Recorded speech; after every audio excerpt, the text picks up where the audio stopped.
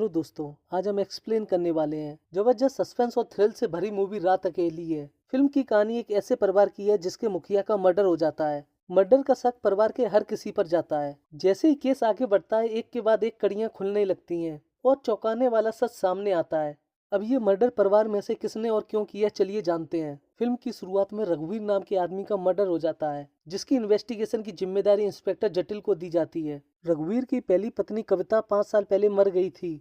आज उसकी दूसरी शादी थी। रघुवीर के दो बच्चे हैं, करुणा और करण। इसके साथ ही रघुवीर की बहन प्रेमला है, जिसके दो बच्चे हैं, वसुधा और विक्रम। और घर में काम करने वाली चुन्नी है। रघुवीर की पहली पत्नी का भाई रमेश बताता है डेड बॉडी को सबसे पहले विक्रम ने देखा था। फिर वो विक्रम से पूछताछ करता है। विक्रम उसे बताता है वो 9:30 बजे अपनी मंगेतर को एमजी रोड छोड़ने गया था। फिर 11:15 बजे करीब लौटा था और 12 बजे करीब घर के लोगों को मंदिर लेकर गया था। जटिल कहता है एमजी रोड तो यहाँ से 15-20 मिनट की दूरी पर है, तुम्हें इतना टाइम कैसे लग गया। रमेश बताता है शादियों का सीजन है, इसलिए यहाँ से फाटक तक गाड़ियों का जाम लगा रहता है। फिर वो पूछता है आखिरी बार इन्हें जिंदा किसने देखा था। विक्रम बताता है उसकी 11:30 बजे करीब इनसे बात हुई थी। तभी उसे बेड के नीचे से बंदूक मिलती है, जो कि रघुवीर की होती है। थोड़ी देर बाद करुणा का पति रवि आकर हंगामा करने लगता है और जटिल के साथ भी बदतमीजी करने लगता है, लेकिन जटिल उसे धक्का मार देता है। इसके बाद वो राधा से पूछताछ करता है।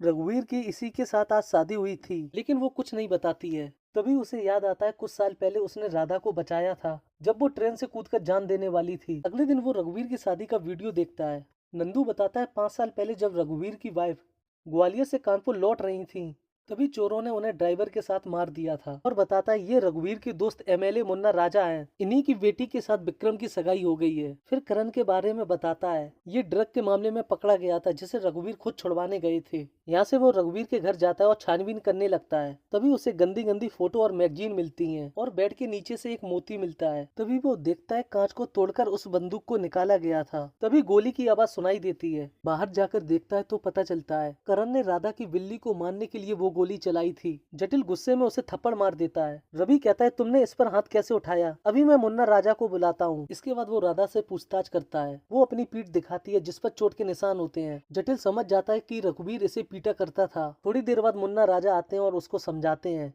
कि इस केस को बंद कर दो, वरना परिवार की इज्जत खराब हो जाएगी। लेकिन जटिल उससे कहता है मैं किसी से नहीं डरता, सच तो पता लगाकर ही रहूंगा। तो वहाँ से जाते हुए उसकी नजर बूढ़ी औरत पर पड़ती है। कांस्टेबल बताता है ये चुन्नी की दादी है, इन्हीं का लड़का ड्राइवर था जो रघुवीर की बाइक को ग्वालियर से लेकर लौट रहा था। अगले सीन में डॉक्टर बताता है रघुवीर की मौत 10 से 12 के बीच हुई थी। पहले इन्हें गोली मारी गई, बाद में इनके सिर पर बार बार हमला किया गया।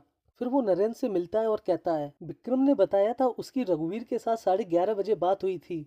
इसका मतलब है मर्डर 10 से 11 के बीच हुआ है। बंदूक को निकालने के लिए कांच को तोड़ा गया और फिर गोली भी चलाई गई, लेकिन उसकी आवाज घर में किसी ने नहीं सुनी। ऐसा कैसे हो सकता है, तुम विक्रम की कॉल डिटेल निकालो। अगले दिन वो एसपी से मिलता है, जो बताते हैं मुन्ना भैया तुमसे बहुत नाराज हैं, तुमने उनके साथ मिसबिहेव किया है। अभी तो मैंने उन्हें समझा दिया, लेकिन अगली बार ध्यान रखना। फिर उसी रात नरेंद्र फोन करके बताता है विक्रम के फोन पर 11:30 बजे से पहले दिन में कई बार रघुवीर के दूसरे नंबर से फोन आया था।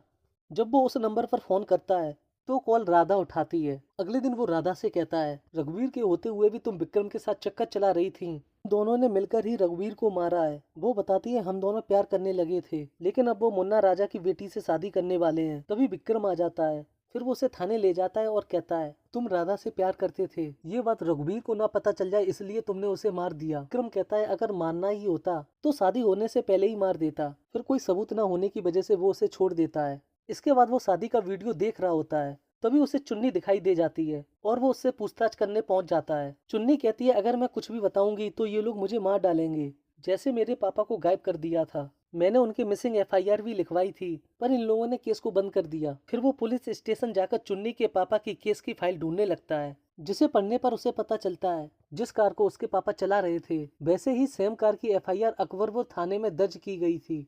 अगले दिन वो अकबरपुर थाने जाता है तो उसे केस से रिलेटेड ट्रक का टूटा हुआ बम्पर मिलता है, जिस पर किसी फैक्ट्री का नाम लिखा होता है। वहाँ जाकर उसे पता चलता है ये फैक्ट्री मुन्ना राजा की है, जो कि एक कसाई के नाम पर है। ये वही आदमी है जिसने रघुवीर की पहली पत्नी और उनके ड्राइवर चुन्नी के पापा को मारा था। उसके बाद वो चुन्नी से मिलने जाता है और कहता है तुम्हारे पापा के केस की छानबीन मैंने शुरू कर दी है, अब तुम्हें भी मेरा साथ देना होगा। फिर उसी रात वो राधा से पूछताछ करने जाता है, जहाँ उसे एक मेडिकल रिपोर्ट मिलती है। फिर वो राधा से कहता है रघुवीर को कभी तुम्हारे और विक्रम के बारे में पता नहीं चला? राधा कहती है अगर शक हो जाता तो वो मुझे मार देते। फिर वो पूछती है उस दिन मुझे थाने क्यों नहीं ले गए? जटिल कहता है विक्रम को तो मुन्ना राजा छुड़वा देता, लेकिन तुम फंस जाती और तुम्हें कोई नहीं बचाता।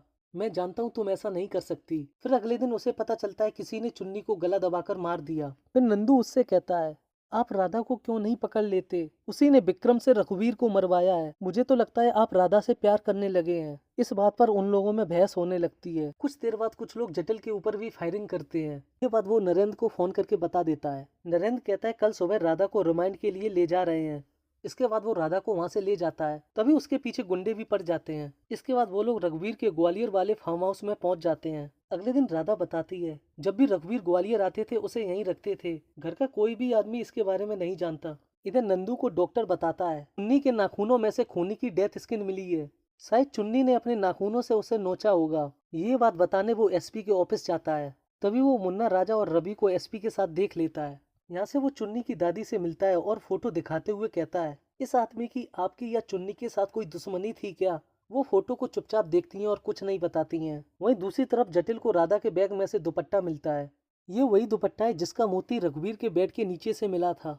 फिर वो गुस्से में राधा से कहता है तुमने और विक्रम ने मिलकर रघुवीर को मारा है और चुन्नी को भी शामिल कर लिया था, इसलिए वो भी मारी गई।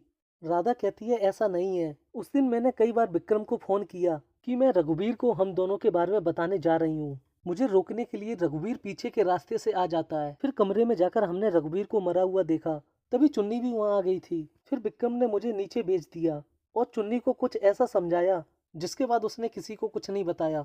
और थोड़ी देर बाद सामने से आकर विक्रम हम सभी को मंदिर ले गया था। तभी उसे नंदू फोन करके बताता है चुन्नी की हत्या मुन्ना राजा के आदमी ने की है। चुन्नी के नाखूनों में इसी आदमी की डेड स्किन मिली है। मैंने खुद उसके हाथों में खरोंच के निशान को देखा है। जटिल कहता है इसका मतलब विक्रम को बचाने के लिए मुन्ना राजा ने चुन्नी को मरवाया है। और फिर एसपी को फोन करके बताता है मैंने राधा को ग्वालियर के थाने में छोड़ दिया है, अब आगे से आप देख लेना। इसके बाद वो रमेश से मिलता है। ये आपकी दीदी की अबॉर्शन रिपोर्ट है। रमेश कहता है ये गलत है। करण को मलेरिया हुआ था इसलिए वो स्कूल से छुट्टी लेकर यहीं आया था, जिसे देखने के लिए दीदी यहाँ आई थी। आप चाहो तो करण के स्कूल में पता कर सकते हो। फिर वो पूछता है तो फिर आपकी दीदी इतनी रात कानपुर क्यों जा रही थी? रमेश बताता है उन्हें फोन आया था और वो यहाँ से निकल गईं। फिर उसी रात वो रघुवीर के फार्म हाउस जाता है, जहाँ का केयर टेकर उसे बताता है रघुवीर हर बार यहाँ नई लड़की के साथ आते थे, इसलिए उनकी बीवी को उन पर शक हो गया था और उन्होंने मुझसे कहा था जब भी वो यहाँ किसी लड़की के साथ आए तब मैं उन्हें बता दूं। वो रघुवीर के कमरे की छानबीन करने लगता है। तभी उसे गंदी गंदी मैगजीन्स मिलती हैं और एक स्कूल का बैज मिलता है। अगले दिन वो स्कूल में पता करने जाता है। फिर मेडिकल रिपोर्ट के बारे में पता करने के लिए हॉस्पिटल जाता है। फिर वो शादी के वीडियो को दोबारा देखता है। तभी नंदू फोन करके बताता है एसपी ने उसे राधा को लेकर बुलाया है। फिर उसी रात वो राधा को लेकर पहुंचता है। तभी मुन्ना राजा के गुंडे राधा को मारने के लिए आ जाते हैं, लेकिन उस गाड़ी में जटिल पहले से ही मौजूद होता है। तभी फायरिंग होने लगती है और एक गोली राधा को छूकर निकल जाती है और वो कसाई वहां से भाग जाता है। लेकिन रास्ते में उसे चुन्नी की दादी मिल जाती हैं, जो उसे जिंदा जला देती हैं। इधर मुन्ना राजा अपनी बेटी के साथ रघुवीर के घर पर होता है। तभी जटिल राधा को लेकर वहां आ जाता है और करुणा को बताता है रवि तुम्हारे भाई को हर महीना ड्रग्स देने जाता था, एक बार तो ये पकड़ा गया था, फिर स्कूल वालों ने आपके पापा को इन्फॉर्म किया था। और बताता है 5 साल पहले आपकी माँ और ड्राइवर को मुन्ना राजा ने मरवाकर अपनी फैक्ट्री में दफना दिया था। मुन्ना राजा कहता है बकवास कर रहा है ये, और फिर वहां से जाने लगता है। विक्रम उन्हें रोकता है और जटिल से कहता है वो इन्हें क्यों मरवाएंगे। फिर जटिल बताता है रघुवीर की पत्नी को उन पर शक था, इसलिए उस रात वो फार्म हाउस पर पहुंची थी। हाँ, उन्होंने रघुवीर को बसदाव के साथ इंटीमेट होते हुए देख लिया। उसी रात रघुवीर की पत्नी और ड्राइवर मर जाता है। उस समय ये नाबालिग थी और इनका कई बार शोषण भी हुआ था। एक बार तो इन्हें अबॉर्शन भी करवाना पड़ा था, जिसकी वजह से इन्हें स्कूल से सस्पेंड कर दिया था। पर हॉस्पिटल में रघुवीर ने अपनी पत्नी का नाम दिखवा दिया था। वसुधा ने ही रघुवीर को मारा है और रघुवीर के खून से सना दुपट्टा इन्होंने राधा के बैग में छिपा दिया। फिर दुपट्टा बदलकर शादी में पहुंच गई थी। प्रमिला कहती है कुछ नहीं किया है इसने। जटिल कहता है आप मुन्ना राजा से मत डरिए। मुन्ना राजा समझ जाता है कि अब वो फंसने वाला है और वहाँ से जाने लगता है। विक्रम कहता है अब हमारा आपके साथ कोई रिश्ता नहीं है। मुन्ना राजा कहता है उस रात रघुवीर की वाइफ ने जो कुछ भी वहाँ देखा था वो फोन करके सब कुछ प्रमिला को बता दिया था। फिर वो अपने भाई रमेश के पास जा रही थी, तभी प्रमिला ने उसे गिड़गिड़ाकर कानपुर आने के लिए कहा और मुझे उन्हें मरवाने के लिए बोल दिया, जिससे कि उसकी बेटी की बात किसी को पता न चल सके, और हमसे राधा का इंतजाम करवाया ताकि वसुधा रघुवीर से बच सके। ऐसे ही नहीं, रघुवीर ने तुम्हें अपनी प्रॉपर्टी का वारिस बना दिया था। ये सब सुनते ही विक्रम को अपनी माँ से नफरत हो जाती है और वो कहता है यहाँ से चली जाओ।